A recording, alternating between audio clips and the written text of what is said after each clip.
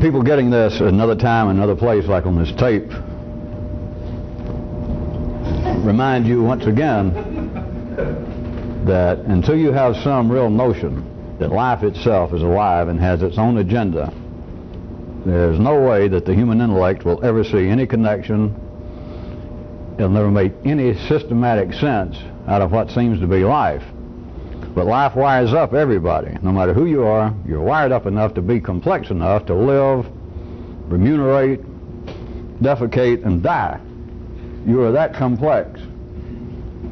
But if there's any validity to certain kinds of activities that people believe in, if there's any validity, then you have got to be, in a sense, but in a way that belies mere 3D mythology, you have got to be more complex, not more educated, not weirder, for sure, not taking up more exotic habits, but there is a way in which the nervous system can be more complex with a few people. And along such lines is where I am still running.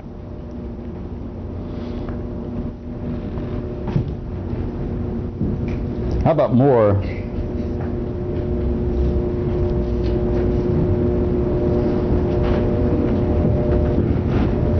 I can keep up with Trice TV, the inside story. I had several other things to give away about life. And one of them is related to something, if those of you who recall it, that I was mentioned before, that life always has, and therefore makes people always have, a first story for everything. But there is a slight variation of that. And again, you people at other times and other places via this tape, this has nothing to do with irony. It has damn little to do with similes, metaphors, and it has nothing whatsoever to do with sarcasm or criticism. You might find it interesting to note that it's almost impossible to remember that, because within seconds, if you have the old simplistic wiring, if you're back at the old level of intelligence, it all sounds like some form of criticism. Else, why would I be standing up here? How would we have this camera? Who the hell do I think I am if we're not here to criticize, right? Such is the nature of what we're dealing with. No irony at all. But here is another aspect not visible to old intelligence. And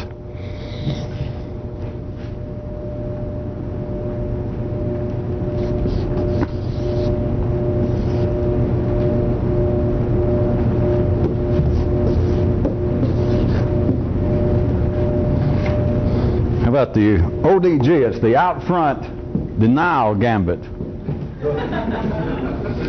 You are surrounded by it. It's not a new phenomenon, it has nothing to do with advertising. It has always been going on, but we are surrounded by it in what appears to be the world of advertising. It brought it to mind across the country. It's beginning to hit, so therefore it's obviously working for a while.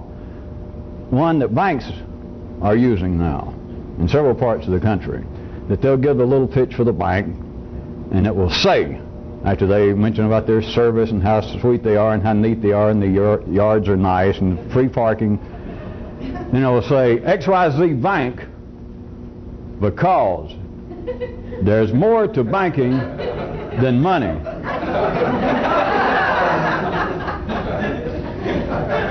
See, now I told you'd think it was sarcasm or criticism, and it's not.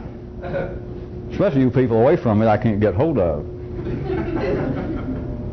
There are others. A perennial favorite, at least of some of us, is car lots, car dealers saying service is our most important product. Governments, ours does it, picture of a good jar-headed Marine, some enlistee, and they'll say the U.S. Army, the peacekeepers.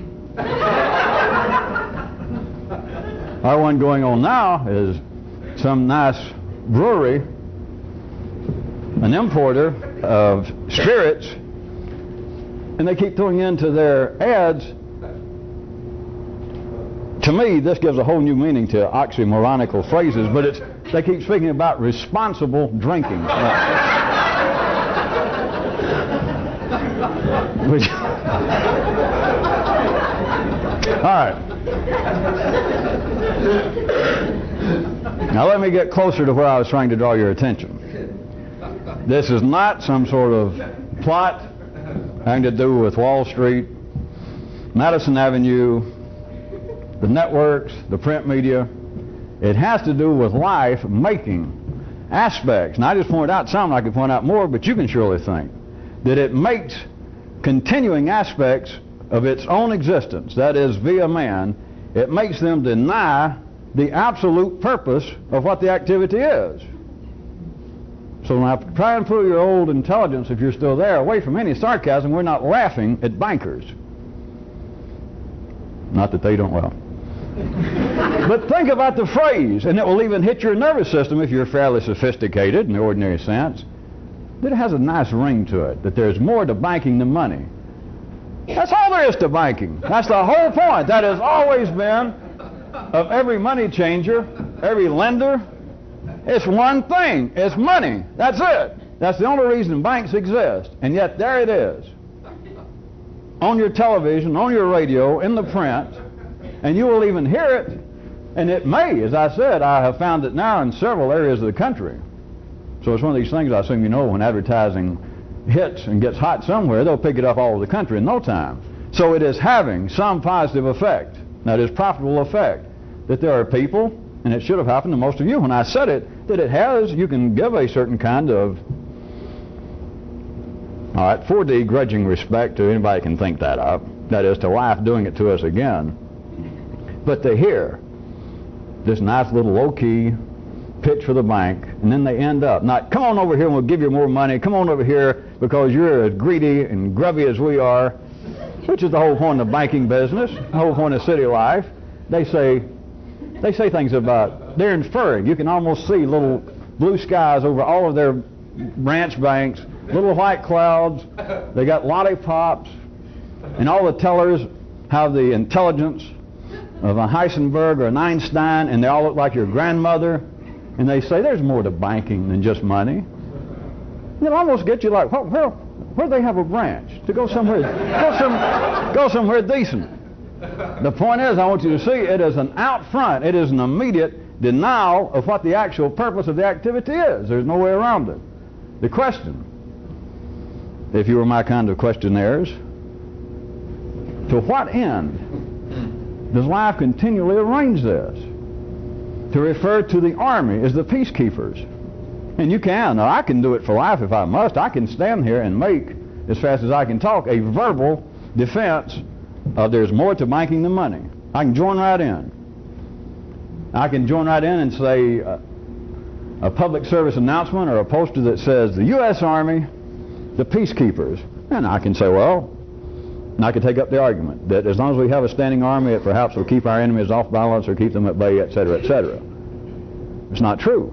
Not that that's not true. The point is, armies are not made for the peace. There's nothing more to banking than money. There's nothing more to armies than fighting. Not keeping the peace. A car dealer may strike you as being a little more obvious that, especially used car dealers, that they can't, at least according to some people's experience, they cannot really rely upon the fact of their goodwill and the good products they have foisted off on the public. But they say, some guy will come out and go, da-da-da-da-da-da, and do a song and dance, and say, we have real nice cars, we have courteous salespeople, we have free drinks for the kiddies. So be sure and remember, Fred Blank's car lot, you look right in the camera, where service is our most important product. And it's not true. You don't go there for service, you go by there to buy a used car. Why does life continue to do this? I left out one example thus far that does come to mind. And I'll just at random pull out a religion. How about Christianity, if I could pull out others? Christianity, and there are variations of this throughout the mythology of man before Christianity, parallel to all religions, but they will say such things as Christianity or blank religion. I'm using Christianity so most of you can grab something verbally to hold on to, and that will say the religion of the living Savior. Now think about that. Of a guy they killed, The religion of hope. The religion that conquers death.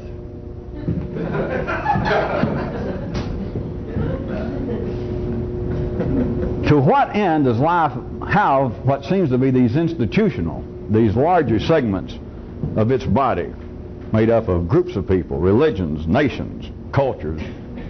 Do that. But then ask yourself, to what end is it arranged that individually, the molecular structure of the individual man and woman,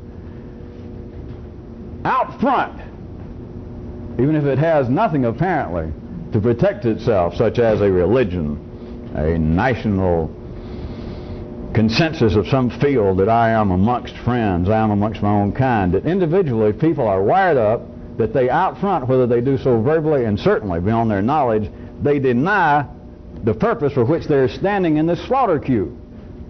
They deny it. They are made to deny it. It has nothing to do with innate intelligence.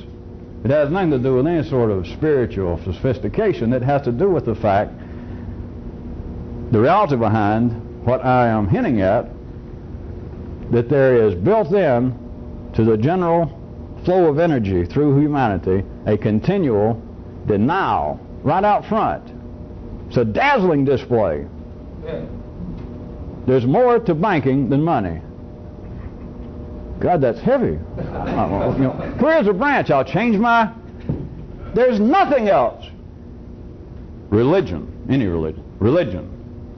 Man's way past death. Man's salvation. Whatever it is. And every religion is full of martyrs, if not the... I started to say the owner. The founder. The founder is cut down. Now I know that they say, well, yeah, but he came back. Yeah, right. It's just that, he came back for a little while, just for a few people. But you look around, the point is, again, not sarcasm. It's not an attack on religion. It's that the human nervous system, up to the point it is fired up right now with the most intelligent people, where they put their faith apparently in the social sciences of psychiatry, sociology, history, or religion. The very things that they seem to be seeking some sort of solace from, the very things that the institutions say that they are providing, all the way from money to the conquest of death, if you had some sort of walking around intelligence that might get you out of the city limits, you would look and see that what I've described through my little funny of the ODG is a fact. You cannot see it from the ordinary view of life because you're caught up into it. And being caught up into it, I was going to drag in some of what I've been talking about for the last few times.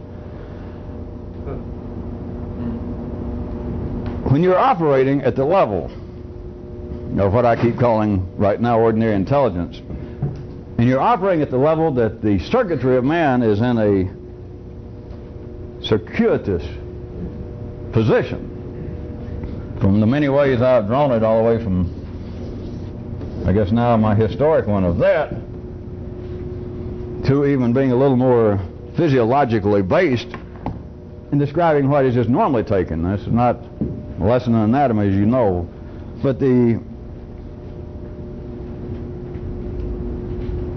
most basic description of the kinds of very minimal animalistic reactions that man apparently have in regards to the so-called environment, the difference between in here and out there, all the way from that kind of visceral, blind, motor, animalistic level into what is usually referred to nowadays, I guess, as the limbic system, into the cortex itself. What I refer to sometimes as that kind of spectrum of what seems to be in that kind of artificial, arbitrary, and sometimes meaningful description of man into the mute aspects of the body, and then into what seems to be higher up the nervous system referred to as human emotion, and then into the actual, what makes you a human, what makes us be standing here, what makes me be pointing my head and you watching it on tape or sitting here. This. It is a circuitous situation to such a degree that the best minds in the city always It's expanded a bit, even in our lifetime, but they are still in the position in this kind of circuitous route. You don't have to just take mine, as I said, if you want any sort of basis. Take it from like the visceral level to the limbic system to the cerebral cortex itself. And they can't figure out a beginning and an end. Nowadays that passes, as it has for a while, as being a fair sign of intelligence as to how a scientist or even a philosopher, used to when philosophers were people, but into the realm of hard science, is they are always in this position. For instance, you see a man running from a lion, or you see a small man running from a large man with a large knife. The question is the man running because he's afraid, or is he afraid because he's running? Now those of you who don't know, up to the best information that they can perceive at the ordinary level right now in the city, they still cannot come to a conclusion, which should not surprise you, because you're dealing with a dualistic consideration that, all right, one of the two's got to be happening, that a man sees a lion, or a man's confronted with a larger man with a knife that begins to make steps toward him that seem to portend that he's not going to ask him for a match or to dance. And so the limbic system, the way they would try to describe it nowadays, that part of the nervous system somewhere sort of in the middle before the cerebral cortex, then seems to send out the kind of, let's flee. And it starts increasing the pulse and the respiration. Blood pressure goes up. All such as that. Then the question, from one view, is they say, then when you get like that, then the cortex goes, hey, we might best serve our own purposes to get the fuck out of here. But then you can turn around and say all of that could be described in the other manner, that a man looks at the situation and realizes, knife, big guy, the look on his face, flared nostrils, and as fast as he can see that, the system can send word back to the visceral level, and it begins to run up the blood pressure, tighten up the pores, run up the respiration. It has been, now I'm now using, as you notice, a kind of example that would seem to be emotional, but I have many other times used the same sort of thing as running apparently from that old dichotomy of, is the body making the mind feel something? Am I depressed because genetically? Am I depressed because physically right now I don't feel good? I eat too much and therefore I can't think good. Or is it because I can't think good and that makes me eat too much? Is that why I'm overweight? Is that why I constantly am having to take Rolaids? That there is something, see what they call it, there is something psychosomatic, there is something in my unconscious that makes me eat too much, to overeat. The point of all this is, there is no possibility of finality when you're dealing with a circuitous circuit. None. And but of course there's a little bit more. The circuit can never see that. As long as you're dealing with the other examples I've given recently of the kind of loop that even the intellect can apparently perceive, it gives a reasonable, that is 3D reasonable, promise that if I can complete this loop, success is possible, if not at hand. Anything that the mind can think of that we should be able to know, the mind can know. Anything that I want to do, I can do. If I can think of it, it can be done. If it could, you would not have the many institutions, the many activities you have in life. That is, everyone would be satisfied, there'd be no questions, there'd be no talk. Things would just be doing. There is a direct connection between the impossibility of any sort of finality when you're dealing with circuitous circuits. There's a direct connection between that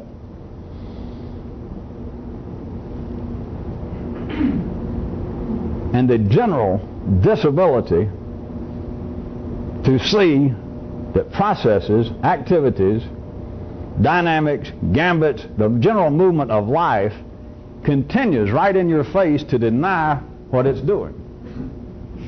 To deny it. For bankers to deny that they're interested in money, for car dealers to say that all they want to do is serve you. But now, forget, right quick, try your best to pull yourself away from that tempting area of out there wherein you can be sarcastic and ironic, and see that the exact same thing is taking place in the human nervous system when it reaches a level of ordinary intelligence. That you continue, and this is not some psychological description I'm giving. This has to do with the movement of energy. This has to do with the actual chemical and electrical activity of the brain itself, that what is going on, what it perceives, it denies. Not totally. If you do it totally, you end up in a jacket somewhere with people looking after you. Not totally. Such as the ad. The ad doesn't say that, all right, banking is more than just money, but it doesn't say, and therefore we've done away with all money. Don't come here if you want. They didn't say that. They didn't say that they wouldn't make a loan. They didn't say that if you already had a loan before they started this advertising campaign that they still wanted the hell to be paid back. They didn't say that. But it is an upfront, an out-front denial of the specific purpose. That doesn't strike anyone as sounding familiar in this internal dialogue that you've been listening to for 20 or 30 or 50 years. It does not strike you of how many times that you thought you'd run across some new cocktail psychology book or some would-be metaphysical system of some kind that seemed to be addressing that. That so many men never realize their full potential. So many people seem to do that which is not in their own best interest because of unconscious, subconscious motivations, the kind of traumas whipped on you by the environment. And yet the same environment is telling you it's not true. Your nervous system continues to react to it, I suggest to you, in a fairly positive manner, such as is witnessed by the advertising campaign of banking is more than just money sweeping the country. Even though when you sit there and I point it out, you can go, well, that don't fool me. They're trying to distract me.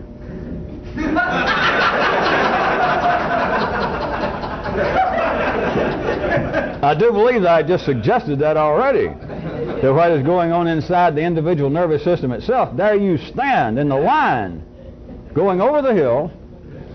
Life has made you complex enough, talented enough, decent enough.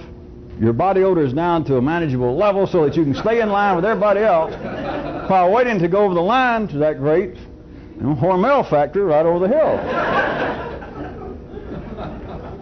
Meanwhile, you continue to take in energy. You remunerate it, especially at this level, and you pass it on. And there is a continual denial that has not ever been, it's not normally recognized as such between you and everyone else that what's going on. Well, that's not all that's going on. In other words, that's a variation of the banker's new slogan, or vice versa. That is, a reasonable person will not deny, well, perhaps something is up. Perhaps we are serving some kind of purpose, but of course you're sure, I mean you're correct, that I'm going to die. Of course, being a good blank, I assume that I will live again, like my great leader. Yeah. But there is that kind of fairly specific denial right out front that, all right, the purpose of life is not death, so let's don't be crude. The purpose of life has got to be something a little more, I'm just sure that if I have enough time I can extrapolate from the kind of, if I knew a little more history, give me a little more time to read a few more books, I feel like I'm getting closer to it. But it's obvious that there's more to banking than just money. There's more to just being here and being alive than dying. And if I'm stealing from Noel Coward, I forget who it was, may I point out that it might be a further refuge of a scoundrel. No, it was Johnson. To say that it's not only the denial that I'm going to die, there's a more subtle one. As long as I'm here. You know what that one is? It's the denial, not outright. It's still the same level as there's more to banking than money. And you're not saying that I don't deal in money. But they don't mention it. Out front, what they're doing is indirectly denying that what the purpose is, that is, to lend money and get it paid back with some additional money thrown in for my effort. What they're saying is, there's more to it than that. In other words, don't look, what we're talking about is service. Service is our best product. Don't look at that 59 Etzel the way it's sitting. Service, service, service. So what's the denial besides death, the more subtle one?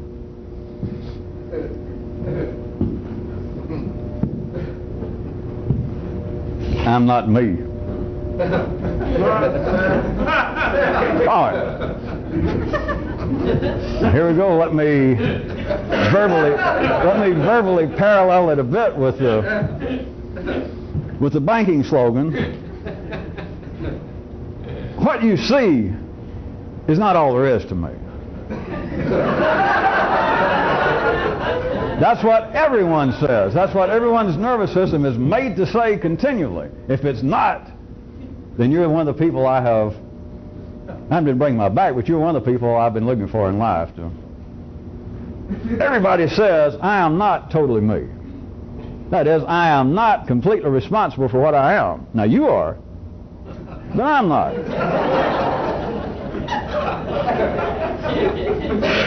And as everything that goes on in the three-dimensional level, looked at from dual consciousness, there is a kind of flawed validity. Well, there is real validity, if that's the only level you see. It is real. But of course I am trying to get you to see that around the corner there is something additional. And that is, all right, let's jump back to the slogan, there's more to banking than money. There's some validity to that. It's not just an outright lie. Because if they got two banks there and you're in need to borrow money, and you walk in the first one, you walk in, it's a big old guy, looks like he should be a professional wrestler, and he hollers, "What do you want?" And you go, "Just a second, I'll be right back." And you step over to the next bank and you walk in, somebody's there and says, "Well, hello, come in, could we serve you in some way? Please come in, have a seat. Would you like some coffee?" There is some validity. There is some validity in the human nervous system saying, I am not just what you see. The dialogue is saying that to itself. And surely enough of you have put together, the dialogue is not you talking to yourself. It's not the nervous system talking to itself. It's life talking to your nervous system. But it's coming through, if you're going to follow, even though I said this is not simply a world of metaphors and parallels and illusions, but you can see, surely, some of you who can hear it all, that life is saying to you when you say, well, this is not the full manifestation of me. I am still me in a manqué condition. I am not fully realized. It's life saying that. It's like the banker saying, please come in. Do you need a loan? Do you want the loan department? You go, yeah. Well, please sit down, but first, would you like some coffee? Did you get your car parked? Did they treat you nice out there? Still the point's coming up that they want to know how much you want and can you pay it back. It is like life almost wanting to know, can you hold up for another 65 years? Can you serve out the kind of positions for which I have a job number for you, and right now you're filling it? But it's a whole kind of ledger domain of life talking about this and that, talking about life after death. And how many people in the city, how many people in ordinary consciousness go, well, hey, that's fine. I know what death is, and there may be something interesting there, but could I hear something about life during life? What's there to hear? It's like life, through various means, says, well, go forth and ask no more. Go forth and do the best you can. It's like that little leeway. It's like that little amount of freedom inside of a piece of machinery that you've got to have the kind of tolerance, and the machinery would freeze up. That's what I've been hinting at. It's almost as though, kinda, life lets most people have a small amount of free time. Almost kinda. Like, get a little hobby. Well, I think I'll be religious. I think I'll go on a mystical quest. I think I'll take up drinking. I think I'll get addicted to sex. Something decent. As opposed to some of the early examples I was driven to conjure up. There is, I am suggesting, a purposeful, profitable place to look behind me, asking to what end are things wired up so that the human institutions, you can go from this from any angle that you like first, or pick out the one that you least dislike and distrust, all the way from great institutions, the church with the capital C. It denies what its real purpose is. If any of you can't see that, go over to a funeral home. Take that as being a small description and go over there and just walk in and just assume that's the Pope. Or if there was a head rabbi in the world, that here is the leader, that's what churches are doing. And nobody questions it. So you can look at it from out there or now look at it internally. All of your life, this internal dialogue that you take of as being you, that you think of as being you having your own personal thoughts, your own individual feelings and opinions about things, it still is a part of this out front denial gambit that you continue out front to deny, not unconditionally. The banker doesn't say we don't have anything to do with money. It just says, hey, there's a lot more to banking than money.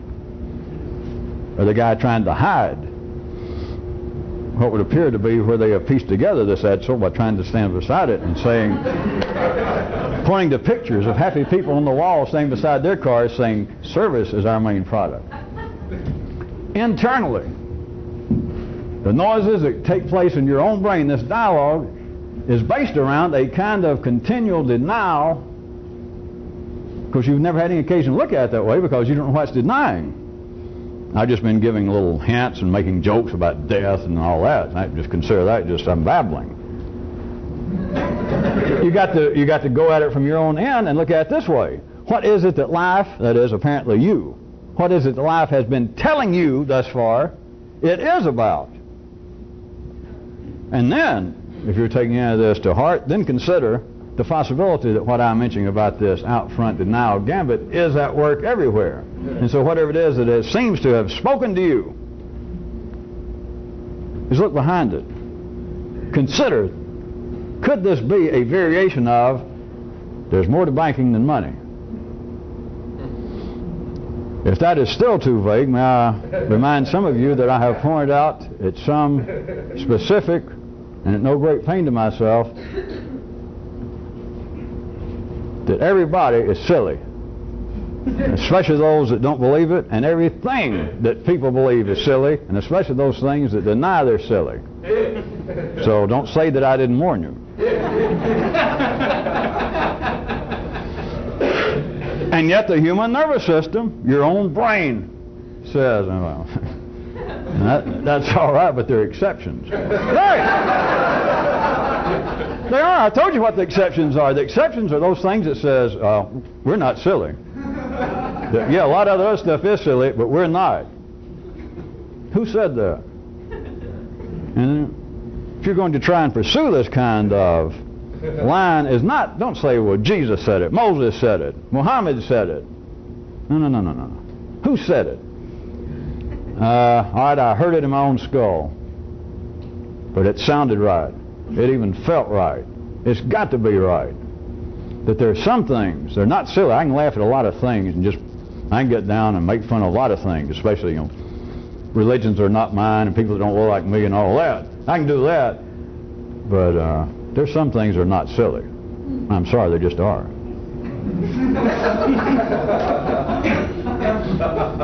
But notice, just verbally, forget whether there's any sort of long-range validity, notice that verbally what I said makes rhetorical sense. That I said, I'd already told you that there are exceptions to things that are silly, and it's those things that don't believe they are. Now you can hear that. The sentence makes sense. I don't mean that you go, oh yeah, I see that. The sentence makes sense, and yet your own nervous system hears such as that, and it might as well have been just a noise somewhere. The fan running. Oh. You are locked into the circular nature of the human nervous system. Do I believe that I'm an individual because I can think I am, or do I think I am because I actually am? Am I running because I'm frightened, or am I frightened because I am running? Am I denying that I'm apparently what I am and that's it? Or is it because that I am more than what I am that makes me deny that, hey, this ain't the real me? Is it that all things are silly? It's what makes the exceptions of some things say, yeah, most stuff is silly, but we're not, or I'm not. Is that the case? Or is it, as I described to you, that everything's silly? Everything. Now, I've already covered everybody a week ago. I said everybody was. I'm just trying to expand your horizons. Everything is silly. That includes people now. Except, and especially, those who don't believe they are. The people and the things.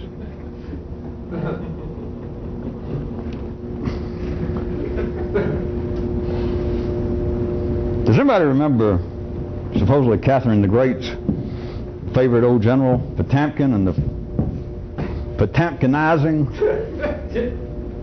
Potemkin village gambit they used to call it, that he would put up these flats, these false fronts, and drive her down through these desolate pre-revolutionary areas of unrest, and she'd look by and the general would say, look how happy the people are, and he had all these little soldiers behind these flats. You know what a flat, just a false front, they'd take off their helmets and they'd all wave at the queen and go, hey, and blow kisses.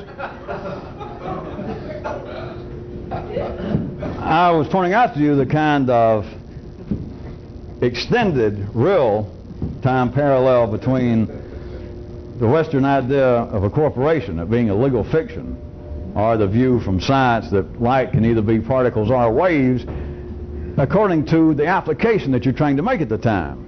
Well, can any of you see, some of you seem to like that in the last few times, that there has been a kind of Potemkinizing of man, which is what the nervous system is about. Except you don't need the queen to drive by and you wave at her. Men do it to themselves. While the dialogue drives by, and how splendid I'm doing. What a great thought I just had. And the thought goes,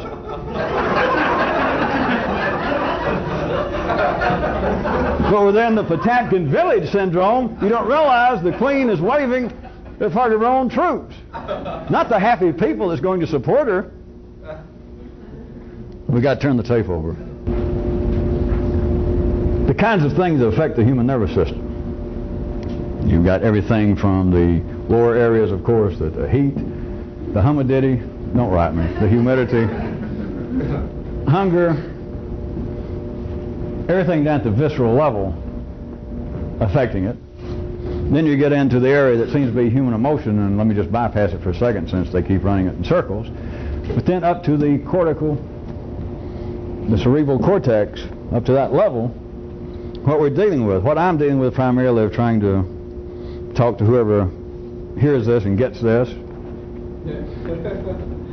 on the surface appears to be information of having to extend the nervous system, having to ignite the nervous system above where it is now, which, as crude and as mundane as that may sound, is the reality behind all ideas of spiritual or religious awakening and all forms of extraordinary moments of consciousness. You're talking, not to take away anybody's pleasure, but you're talking about the brain itself got activated for a little bit in an area that heretofore had been, as exciting as a Presbyterian social director. Don't have more Presbyterians write me. I'll pick on somebody else. So right now on the surface, we're dealing with what would seem to be information. All right, something specific. Now I wanted to point out that the only kind of information that is of any use whatsoever to this kind of activity is a kind of information that tends to open, not to close up. It has got to be data, it's got to be energy/information that is liberating, not limiting. Now that may sound almost to be proverbial, if not hack-eyed, until I point out the rest of this. That is not the nature. There are people who will lip service agreement to that. But that is not the nature of life. You got your own nervous system, you got your own intelligence to look at. In the circular condition of ordinary consciousness, new information as it would normally be called, like learning something new, going back to school, taking a course, reading a book. The information available at city level, at the ordinary level of consciousness, does not tend to open. Now, if this still sounds too oblique, it has to be in a sense. It has to be dogmatic. It has to be unconditional. Or it's not information. But it is just the opposite for whatever the hell this is. The only information that's of any value has got to tend to open. Now, another, I suggest, aspect of the great coup de maître of life is even in the areas with the institutions, the activities that apparently are involved with whatever maybe you ever thought this was. That is, the people trying to better themselves, all the way from some kind of spiritual activity to even psychology, psychiatry, self-help of all kinds. The information that would seem to be new is always limiting. It tends to close up, which this doesn't need it. That is, the high nervous system certainly is not in any need of being closed up, but it supports the status quo. What are the great, I'll start in areas that do not seem to be quite as routine. What seems to be the great spiritual truths in life?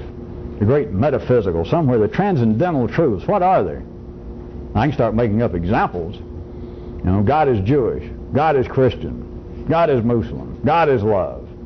All men are evil, all men are good. I don't know where that one came from, but here's the truth. Who would pursue, if anybody was still interested in religion, who would pursue a religion that says, hey, we may know something. Who knows? We could be right. Come listen to our story, and who knows? It could be true.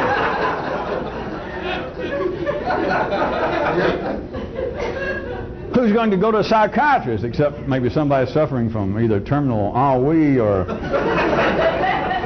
an unbelievably explosive neuroses? Who would go to a psychiatrist that you would say, are you a classical Freudist, or are you an experimentalist? Or the guy just say, well, I don't know. I know this. It's $200 an hour, but now, of course, money, there's more to psychiatry than money. Then you might say, I've heard that somewhere before. I got a brother in the banking business.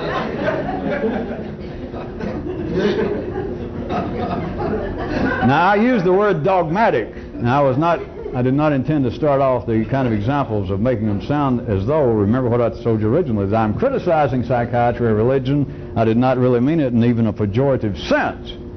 It is that the statement of their purpose has to be unconditional, or under all ordinary conditions, who, just in the ordinary sense, who in their so-called right mind would pursue it?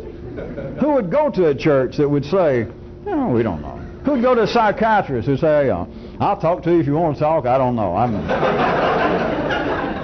Who would go to a medical doctor?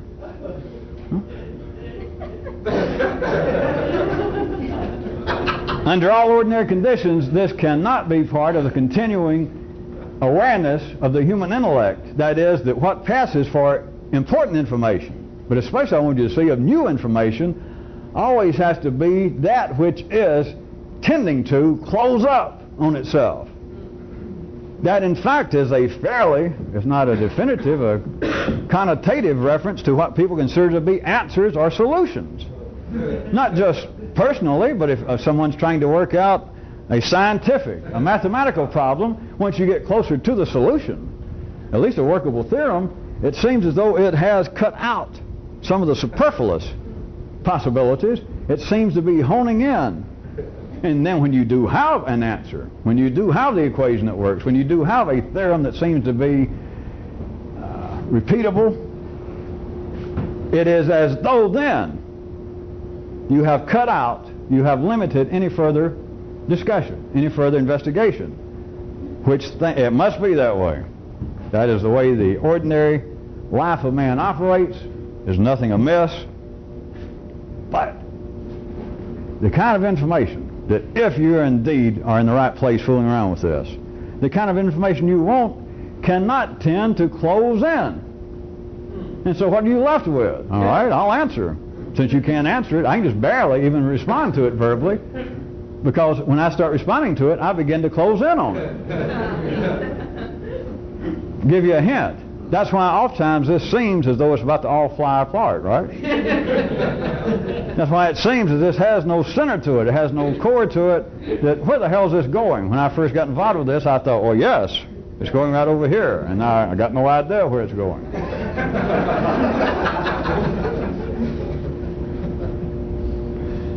There's another aspect to this. While I was playing with initials, it's directly connected, and I could call it, in fact I think I will,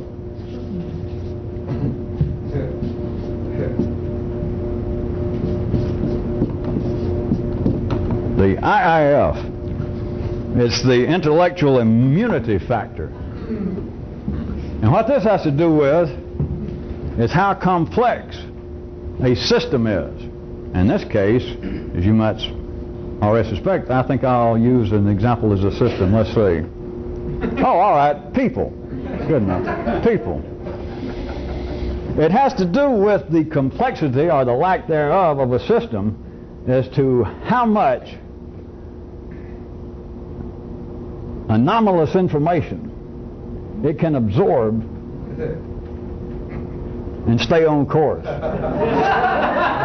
How much, well, I didn't mean to throw you by saying anomalous, because if I use a stronger word, it's not really true, but I'll say it, erroneous. But it has to do that every system has a kind of vitality to its immunity. And the intellect, the intellectual aspect of the system, referred to as man, has its own. You have it individually. Humanity has it individual. Even separate groups have it individual. I'm not going into it. It varies from time to time. But it has to do with how complex or how simplistic you are. The more simple a system is, the less tolerance, the less immunity it has for, I'll use the hard word again, but remember this is so conditional, this is conditional. It has a very limited immunity to what would seem to it to be erroneous information.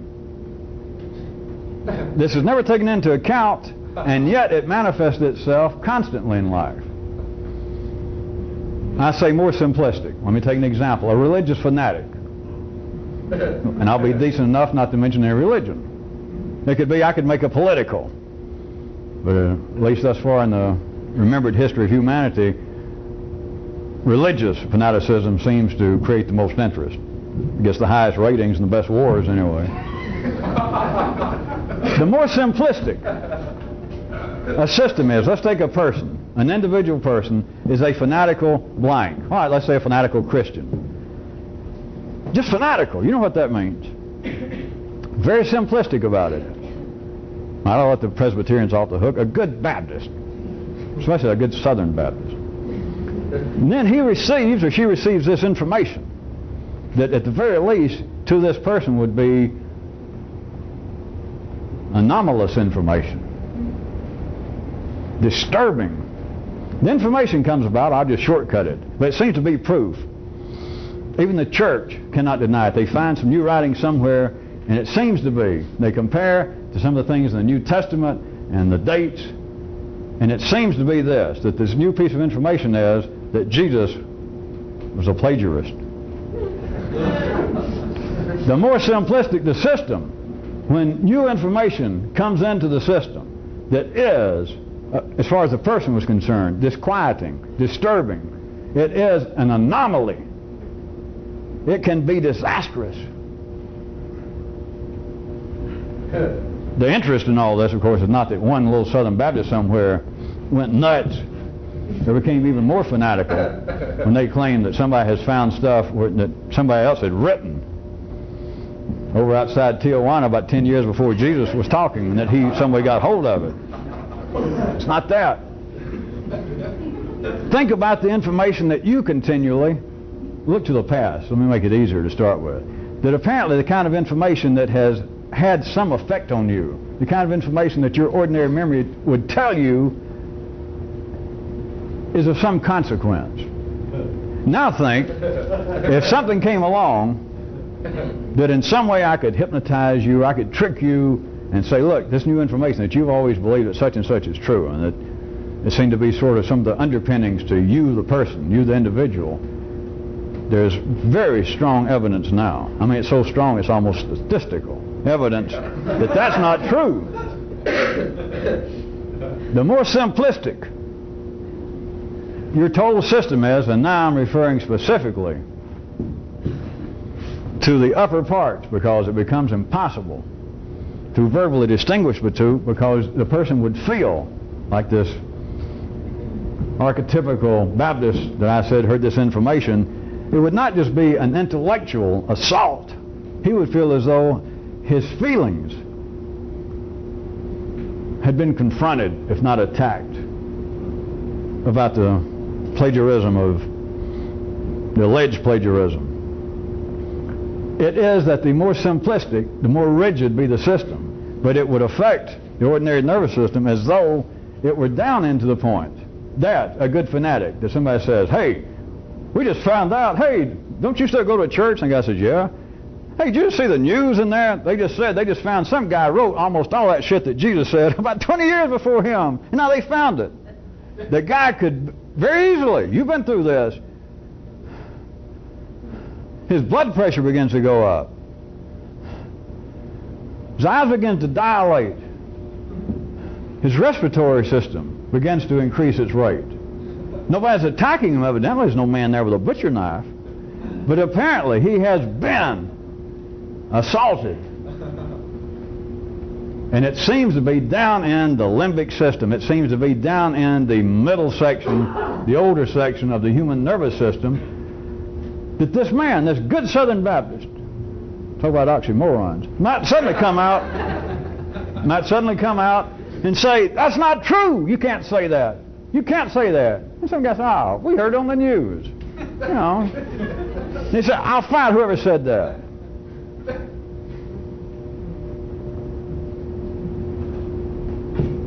Out front denial of what's going on.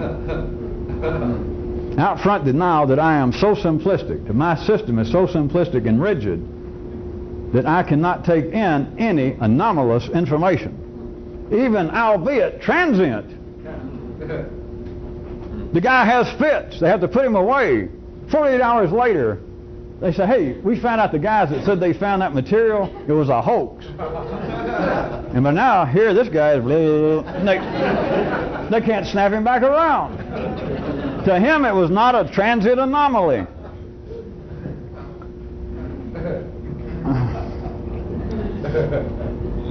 There is a kind of complexity that is necessary that cannot be in any way directly described. Because if it could be directly described, it would be described outside a kind of planial limit of the circular relationship, activity of the human nervous system. It would have to be information laying outside, if we're calling it a plane. It would have to be laying outside the plane. If we're going to call it 3D reality, it is information that goes at least around the corner into time in the continuation of what in the city they think of as being four-dimensional.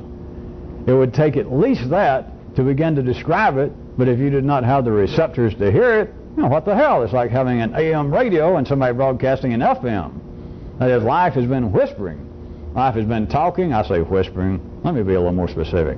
Life can just talk as loud as it wants to. As long as it's talking in FM and all you got is a little AM transistor from Radio Shack, and you listen the best you can. You listen to rabbis, popes, yourself. It's all going downhill. You listen to this, and there can be other information, which, of course, has been the suspicion of many people that there is some kind of secret information if I could just find it. Now, they know where to look. It's everywhere. Well, perhaps what I need is somebody to explain it to me. Just ask somebody. If you think you're short somebody explaining to you what's going on, just stand out and holler, I need somebody to explain what's going on. Hell, it'll be a line. You'll have to give out numbers for them to take their turn.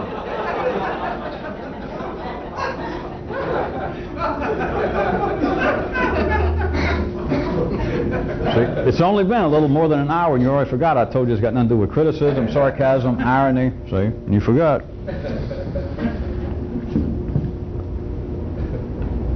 Of course, you should know. I will assume all that laughter was sans hostility at all. That you should know by now that all of the normally available explanations were lacking. Either that or you walked in the wrong place. You still think you're looking for something. That all the information is available from the normal sources. To say the least, something was lacking. To say the most, everything was lacking. But that is almost beyond the pale of ordinary intelligence to forget swallow, to even chew on that. But nah, things couldn't be totally different than the way I see it. I'm just missing a piece. I got the puzzle, all I'm missing is one piece. Which is, again, is just part of the beautiful arrangement of life that people do not realize that that song they did not write. That song has been sung almost by every mother that walked this planet that ever had a serious thought. That I'm probably missing no more than maybe one, maybe two pieces at the most. And I'm sure they're around here somewhere.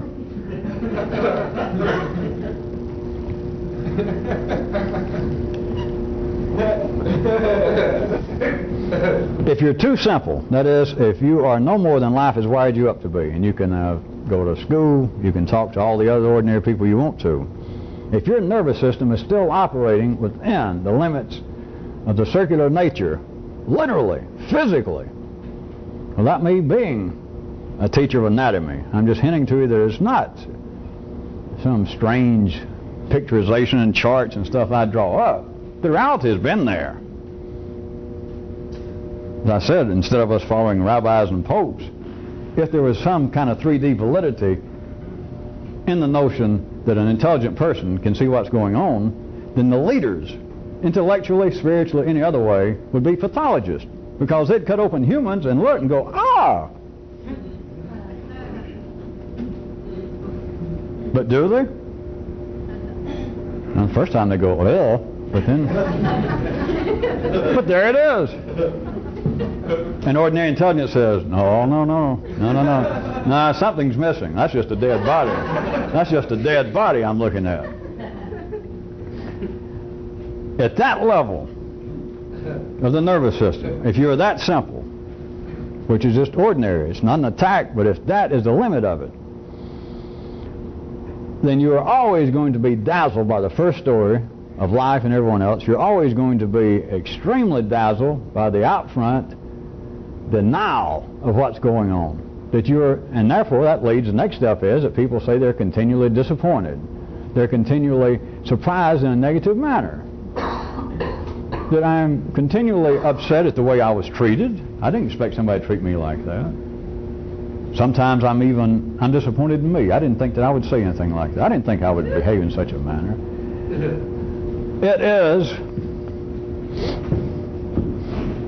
the other dancing partner from one view of the upfront denial gambit of being continually disappointed. Oh, I'm sorry, sir, we can't lend you money to open up a harmonica repair chain. Well, you think, well, I just take money in my pocket and just give it to some nut like you? And you say, yeah, but on the radio I heard that there's more to banking than money. And you think, how disappointing. I thought that they were my friend. I didn't drag that one out. They were using that about a year or so ago. Bankers, we are your friend. And so people feel as though, well, I'm disappointed. Things did not go in the straight line I expected. This did not lead to that. A did not lead to B. If you are too simple, if you continue to operate at the intellectual level where you are now, if you're too simple, you will be continually distracted to the point of doing nothing with all sorts of what seems to you to be spurious, specious, erroneous information. You stay distracted. You end up wrestling in the mud with the rest of your life. That sounded kind of harsh and dramatic. You end up involved with that the rest of your life. Like, well, let's see. What do I think of this? Look how badly this conflicts with what I know more or less to be true. What will I do with this kind of information? Is it indeed an anomaly, or is it just outright erroneous? You end up almost, as it were, over there in the corner of Roseland dancing with yourself most of your life. Especially people that seem to get attracted to whatever the hell this is. They end up over there dancing like, well, I'll figure my way out of this, or I'll feel my way out of it, I'll pray my way out, I'll chant my way out, I'll fast my way out, I'll eat my way out. Because I'm only one or two steps, one or two pieces of puzzle, I'm almost there. If you started at that position and you had any resemblance to my old Fripp, my fictitious, reasonable, insane person, sometime it'd strike you over there in the shadows while one band's taking a break and they're saying up the next band about this feeling that, God, I'm so close. If I can just lose another 140 pounds. If I can just stay up 17 more days, or if I can just read 20 more books. I'm this close. I'm this close. Sometime people here and there, it would strike them that, God, that sounds familiar. It doesn't sound just familiar to them. If they're my kind of people, they're beginning to hear the nervous system of humanity. They're beginning to hear their own DNA for at least 5,000 years. They hear it reverberating down the hall that everybody before them that ever had a thought like this went, God, am I close? And here it is suddenly, you're Charlie McCarthy. Your mouth is moving, you're saying, God, am I close? And you don't realize that somebody, the true owners of this corporation that you can't find, Edgar Bergen, has got his hand up your knickers and he's making your mouth wiggle. Except instead of you just saying it, your brain is saying, God, I'm this close. I'm almost there. In fact, to go back and pick on the southern religious people, some of you may know there's a grand old song that's been going around for years and years down here. I'm so close now, I'm too close now to stop. It's about to travel on to the promised land, to heaven, to goodness, well, to somewhere. But I'm too close now. I've gone too far to stop. Which sounds fine, but you can look at it another way. I've invested 40 years in this. Am I suddenly going to say, I've been thinking about being a Christian or a Jew or whatever I'm being, and I've looked at it and I've thought about it all these years, and I decided, boy, this is a bunch of, phooey. So I want my money back. Then leave. I've gone too far to turn back now. I'm too close. Too close. God, that sounds familiar. It doesn't. You're not listening to the right frequency.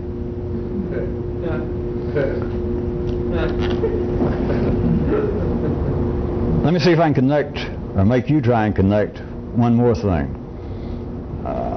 Times recently I was pointing out that life does not totally do anything unless it's going to be, from a three-dimensional observation, it's going to be a total destruction of something.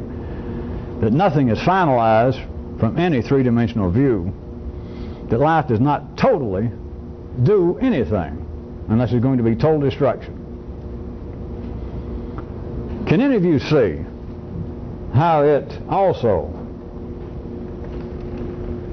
distracts humans on the basis, that is, human intellect on the basis that within, even though it's not analyzed this way, within this kind of circuitous structure of the human circuitry, and even though there is a feeling that inside this circuitous situation offers the promise of some success, life makes men deny it. And what brought me up to this envoy, there is one, been going on for a year or so at least, that I'm sure all of you have heard. I'm not making any reference to politics, but a leading political figure in our part of the world having to do with the great struggle against the war on drugs. said that this is what we should do. This person's suggested campaign was just say no. All right, so life had a person in a position to gain many years. A person with apparently some kind of social, political standing to say, here is the most direct way to combat the drug problem, is just say no. Within what? Minutes, hours, days, it began to be a joke. Another part of life's body turned a vast number. Don't even make me speculate, I'll tell you this. At least half the people who heard it that then vocally responded to it seemed to have made fun of it. Life then, within a reasonable period of time, made people almost ridicule it to death. And they accused it of such things as this.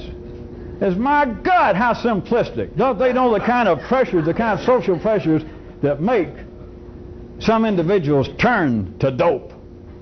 Childhood traumas, unconscious past motivations, social pressures, economic hardships. Just say no. What a laugh. How simplistic. Huh? As always, true and not true. In this case, it was true enough that life almost laughed it out of existence.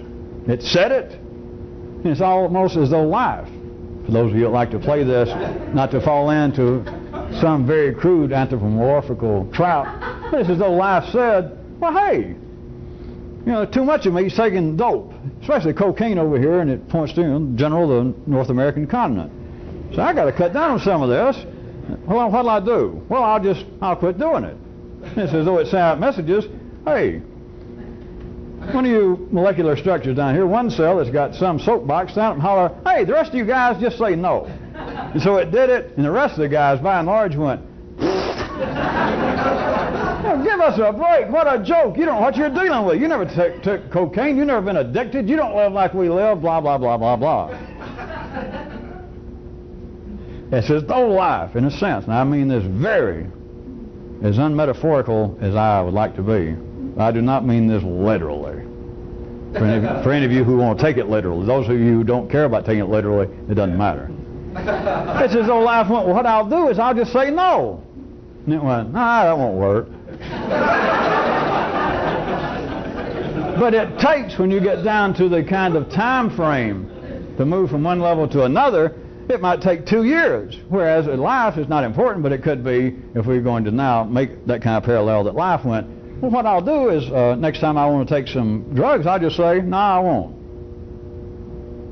Oh, that's silly, I can't do that. And then it walked on off and went to the bathroom or did something. Why? There is a kind of direct action that would take someone more complex to do. How about the kind of jokes that some of you liked, and somebody even wrote a bit in one of your Evo texts? Remember? Hey, how'd you stop doing so-and-so? I quit. No, I mean really, how'd you do it? Just say no. Say what? Just say no.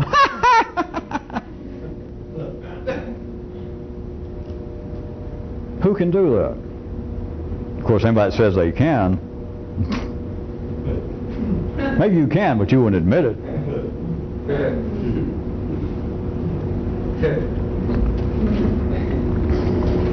The only way to actually say no, the only way to actually do something at the level where the circuits are running in a circuitous situation and there is no egress, there is no way in, there is no way out.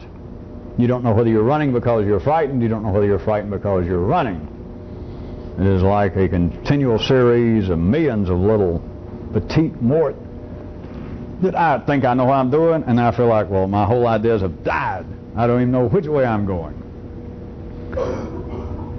If there is direct, simple action to take, such as, well, the thing to do is simply say no, or the thing to do, hey, I'd like to do so-and-so, won't you do it?